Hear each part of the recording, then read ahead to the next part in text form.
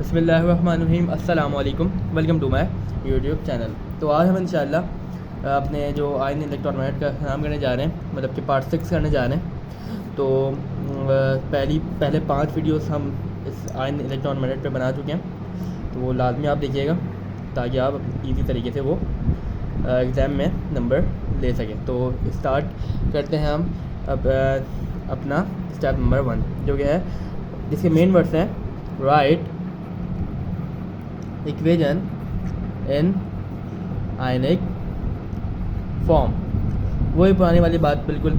तो इसमें हमें क्या करना है कि पूरी इक्वेशन को जिसमें ऑक्सीडेशन नंबर, जिस एलिमेंट में ऑक्सीडेशन नंबर नहीं लिखा हुआ उस पर हमें ऑक्सीडेशन नंबर लिख देना है। और ये तीसरी बार हमारे पास ये इसी आयन इलेक्ट्रॉन मेथड पे यही एस्पर्डेफ और H2O आ रहा है, तो इसको हमें नहीं लिखना, जैसा कि पिछली वीडियोस में भी बात हुई है इस पर कि इसको नहीं लिखना, क्योंकि हम स्टेप नंबर 3 जो हमारा है balance number of hydrogen and oxygen, उसमें हम वैसे ही हाइड्रोजन और ऑक्सीजन H2O को, मतलब कि H2O और हाइड्रोजन को हमें करना पड़ता है, तो इस दैट्स वाई हम यहाँ पे हम उसको नहीं लिखते हैं। तो अब हम इस पर हमें क्या नज़र आ रहा है कि पूरे रिएक्टेंट और प्रोडक्ट में सिर्फ हमें ये CR पे जो है हमें ऑक्सीडेशन नंबर जो है वो नहीं नज़र आ रहा है। तो हम इस पे हम अपना जो है ऑक्सीडेशन नंबर निकालेंगे, जो है हमारे पास क्रोमियम का हम निकालने जा रहे हैं। तो जैसे कि कंपाउंड हमारे पास जो है वो है, आप देख सकते हैं कि C क्रोमियम 2 है हमारे पास, और ऑक्सीजन जो है वो 7 हैं, इस पर कंपाउंड चार्ज है -2। तो बहुत ही आसानी से हम निकालेंगे। ये जो है हमारे पास जो 2 है, इसका मतलब ये 2 कोफिशिएंट भी बना लेंगे। अगर इसको हम जैसे Cr2 है, हम इसको कोफिशिएंट कर लेंगे, तो ये 2, मतलब कि इसमें 2 Cr हैं, तो हम इसको ऐसे ही लिख सकते हैं। तो Cr की जगह हम X लिख देंगे। अगर Cr भी लिखना चाहें, मतलब कि क्रोमियम भी लिखना चाहें, तो आप लिख सकते हैं। तो सेंटर में प्लस का साइन, और फिर कोफिशिएंट इसको भी बनाएंगे ऑक्सीजन को। और यहाँ पे जो ऑक्सीडेशन नंबर ऑक्सीजन का होता है वो होता है -2। वो कैसे होता है वो पिछली वीडियोस में हमारी बात हो चुकी है काफ़ी डिटेल में, तो आप लाजमी देखें ताकि आपको इस चीज़ का भी कॉन्सेप्ट आपका क्लियर हो सके। तो वही बिल्कुल अब काम करेंगे। 7 2 होता है 14, और प्लस माइनस होता है, तो हम यहाँ पे इक्वल्स टू -2, और 2x इक्वल्स टू -2 और प्लस का 14, मतलब कि -14 वहाँ पे जाएगा, तो प्लस का 14 इक्वल्स टू -2 और प्लस का 14, मतलब कि प्लस का 12 हमारे पास जो है वो 2x आया है। अब हमें x चाहिए, तो 2 1 2 कर देंगे, और 2 6 12 कर देंगे, तो x इक्वल्स टू प्लस का 6 हमारे पास जो आ गया है वो क्रोमियम की आयनिक, मतलब ऑक्सीडेशन नंबर हमारे पास जो है क्रोमियम की वो +6 आ चुकी है अल्हम्दुलिल्लाह। तो हम इसको लिखते हैं, तो वो है प्लस का 6। अब इसी के साथ हमारा बहुत ही आसानी से इस स्टेप नंबर 1 जो है हमारा कंप्लीट हो चुका है। अब हम आते हैं अपने स्टेप नंबर 2 पर, जिसके मेन वर्ड्स हैं क्या है, आपको पता है कि क्या है, कि split redox equation in 2 half equations. मतलब क्या हुआ कि तोड़ दो, स्प्लिट कर दो इस रिडॉक्स इक्वेशन को, मतलब एक कंप्लीट रिडॉक्स इक्वेशन को, मतलब कि 2 हाफ इक्वेशंस में।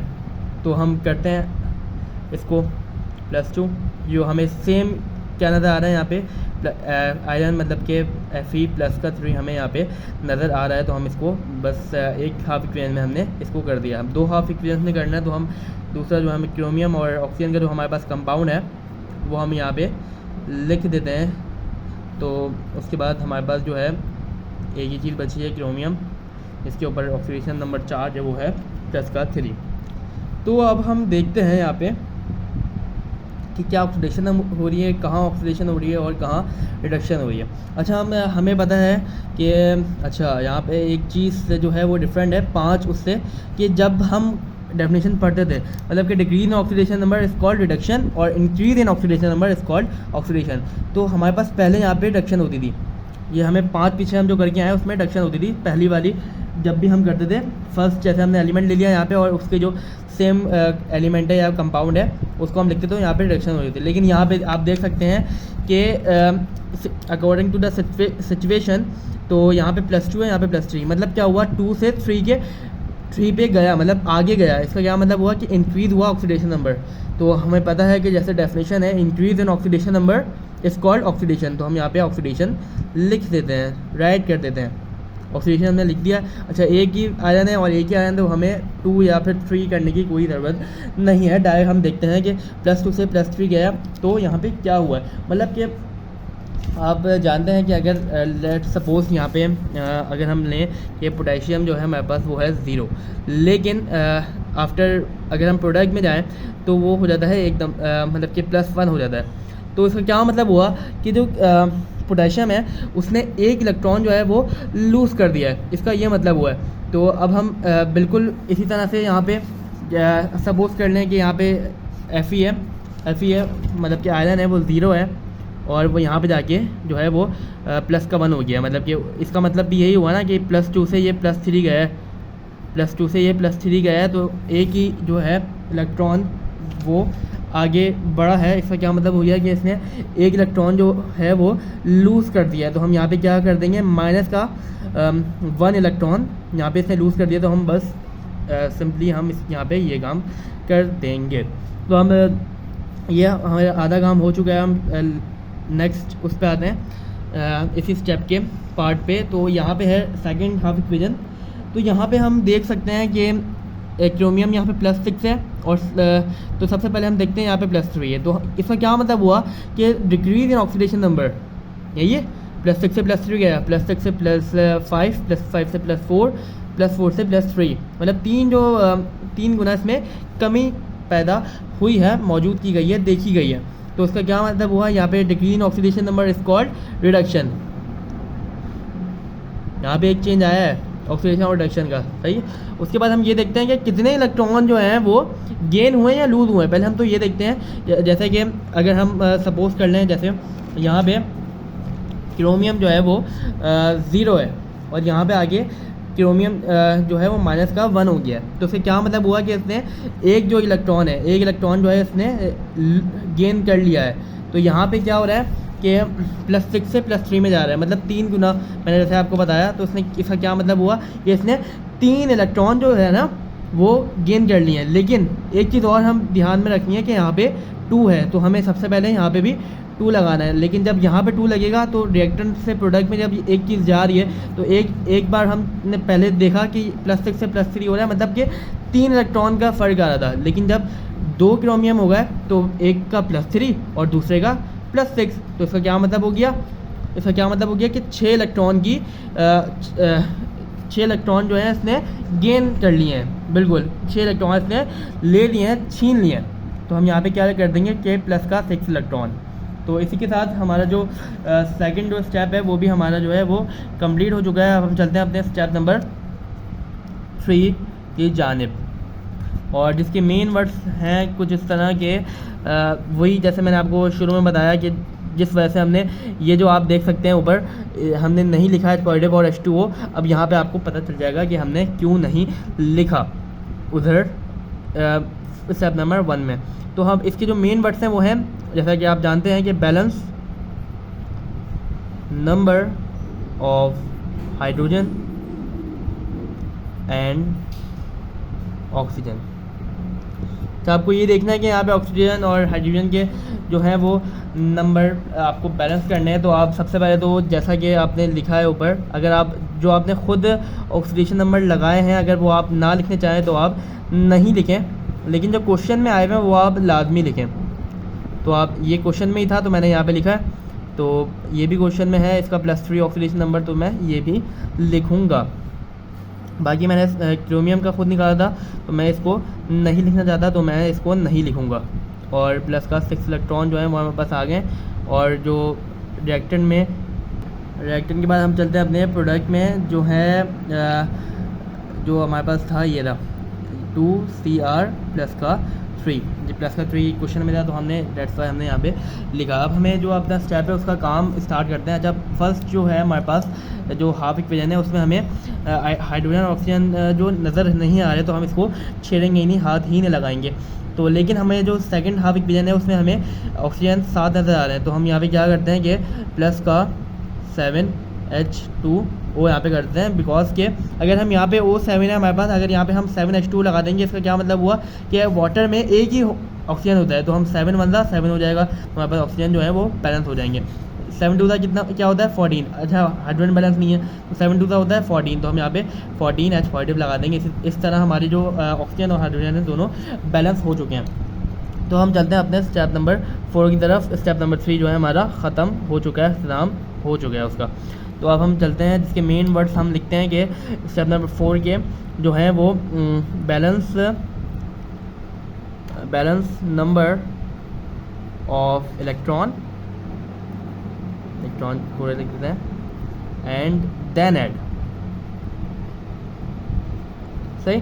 तो अब हमें क्या करना है, तो आप ये स्टेप नंबर 3 मैंने बताना भूला कि ये देखें आप, जो हमने पहले ऊपर जो है हमने नहीं लिखा था, अब आपको नज़र आ रहा है कि हमने H पॉजिटिव भी ऐड कर दिया और H2O भी ऐड कर दिया। डेट्स वाई हमने यहाँ पे स्टेप नंबर 1 में H पॉजिटिव और H2O हमने नहीं लिखा था। तो अब हम अपने जो नंबर ऑफ़ इलेक्ट्रॉन है वो बैलेंस करते हैं। तो अब हमें बहुत ही आसानी से ये इलेक्ट्रॉन जो है बैलेंस हो जाएंगे, क्योंकि यहाँ पे जो है वो 1 है। तो हम क्या कर देंगे कि हमें 6 इलेक्ट्रॉन जो है वो हमें लाने हैं ऊपर। तो हम क्या करेंगे कि जो 1 है उसको हम 6 कर देंगे, मतलब कि मल्टीप्लाई बाय 6 कर देंगे। तो हम एक यहाँ लिख देते हैं, सिर्फ ये लिखेंगे कि मल्टीप्लाई, जैसे हम इसको इक्वेशन 1 करेंगे। अच्छा ये बहुत हुआ मेरे साथ कि मैं ये इसको इधर ही किया है मैंने पूरी 6 की 6 वीडियोस में। तो हम मल्टीप्लाई इक्वेशन 1 बाय 6, मतलब 6 इलेक्ट्रॉन के ना, डेट्स वाई हमने यहाँ पे 6 से मल्टीप्लाई करवाया। जैसे 1 मल्टीप्लाई बाय 6 तो 6 आता है। तो एंड देन ऐड, उसके बाद हमें ऐड करना है विद इक्वेशन 2। तो यहाँ पे लिख देते हैं विद इक्वेशन, मतलब इक्वेशन 2 के साथ। तो अब हम यहाँ पे अपना जो मल्टीप्लाई करते हैं, ये 6 जो है वो आयरन है हमारे पास +2 में, माइनस का जो हमारे पास है वो है 6 इलेक्ट्रॉन। 1 मल्टीप्लाई बाय 6 इलेक्ट्रॉन हमारे पास यहाँ पे आ गए। हम जाते हैं अपने प्रोडक्ट साइड पे हाफ इक्वेशंस की, और यहाँ पे हम कर देते हैं 6 जो है वो हमारे पास, अगर 6 से मल्टीप्लाई होगा तो 1/6 तो Fe, तब कि आयरन जो है हमारे पास 6 हो गए प्लस का 3। अब जो है इसमें हमें कोई काम नहीं करना, तो हम इसको एज इट इज़ ऐसे ही लिख देंगे। तो यहाँ पे क्या है, प्लस का 6 इलेक्ट्रॉन है हमारे पास, जो कि इंशाल्लाह वो कैंसिल हो जाएंगे, और प्लस का 14 H पॉजिटिव, आइंस भी कह सकते हैं, हाइड्रोजन भी कह सकते हैं, और 2 जो है हमारे पास वो है क्रोमियम प्लस का 3, और लास्ट में जो है हमारे पास 7 H2O। तो अब हम इसको क्या करते हैं, इसको हम जो है वो ऐड करते हैं, जो हमारे पास सेकंड जो हमारे पास जो पार्ट है। तो अब हम ऐड करते हैं। तो पहले तो हम यहाँ से स्टार्ट करते हैं कि 6 आयरन जो है हमारे पास वो आ गए। उसके बाद जो है हमारे पास यहाँ पे एज इट इज़ क्रोमियम जो है वो आ गए। उसके बाद जो है 6 इलेक्ट्रॉन और 6 इलेक्ट्रॉन जो आपस में कैंसिल आउट हो गए। उसके बाद 14 जो है हमारे पास H पॉजिटिव आ गए। उसके बाद हम प्रोडक्ट साइड पे गए। उसके बाद हमने ये 6 वैसे लिख दिया, आप देख सकते हैं, प्लस का 3, और प्लस हमने क्या कर दिया, प्लस हो रहा है तो 2 क्रोमियम प्लस का 3, और लास्ट में हमारे पास क्या आ गया 7 H2O। हमें देखना क्या है कि क्या ये इक्वेशन जो हमारे पास आई है वो बैलेंस है या नहीं। तो हम करते हैं स्टार्ट चेक करना कि क्या ये बैलेंस है या नहीं। तो यहाँ पे हम देख सकते हैं आप, आयरन जो है 6 है और यहाँ भी 6 ही हैं। तो जो हमारे पास आयरन है वो तो हमारे पास बैलेंस आ चुके हैं। क्रोमियम यहाँ पे 2 हैं, और यहाँ पे भी क्रोमियम जो है माशाल्लाह से 2 ही हैं, अल्लाह के फजलो करम से ये भी बैलेंस हो चुका है। उसके बाद जो है ऑक्सीजन पे आते हैं। तो ऑक्सीजन यहाँ पे 7 है, और यहाँ पे भी 7 ही ऑक्सीजन है। तो माशाल्लाह ये भी ऑक्सीजन भी बैलेंस हो गया है, और 14 H पॉजिटिव है, और 7 टू जो होता है वो 14 होता है। तो H पॉजिटिव भी हमारे पास जो है वो भी माशाल्लाह से अल्हम्दुलिल्लाह अल्लाह के करम से बैलेंस आ चुके हैं। तो हम इसको अब स्क्वायर में बंद कर देंगे, कर देते हैं। उसके बाद कर दिया है। उसके बाद हमें ये, जैसे हम 5 उसमें और 6 में भी हम ये लिखेंगे equation balance bye ion electron method. अल्हम्दुलिल्लाह हमारे पास हमारे ये जो है बिल्कुल सारे के सारे पार्ट्स जो हैं हमारे पास आयन इलेक्ट्रॉन मेथड के वो कंप्लीट हो चुके हैं। आप इसका स्क्रीनशॉट ले लें, और हमारा जो यहाँ पे है आयन इलेक्ट्रॉन मेथड जो है, अगर आपको पसंद आए तो लाइक शेयर सब्सक्राइब भी करिएगा। और जो हमारे पास, अगर आप बताएं हमें कमेंट करके कि हमें नेक्स्ट जो स्टेप जो भी हम करना चाहें, जो आप चाहें, जो आपको सीखना चाहें, वो आप हमें कमेंट करके बताएं। इंशाल्लाह हम आपको समझाने की इजी वे में करवाने की इंशाल्लाह कोशिश करेंगे। अगली वीडियो तक के लिए अल्लाह हाफ़िज़।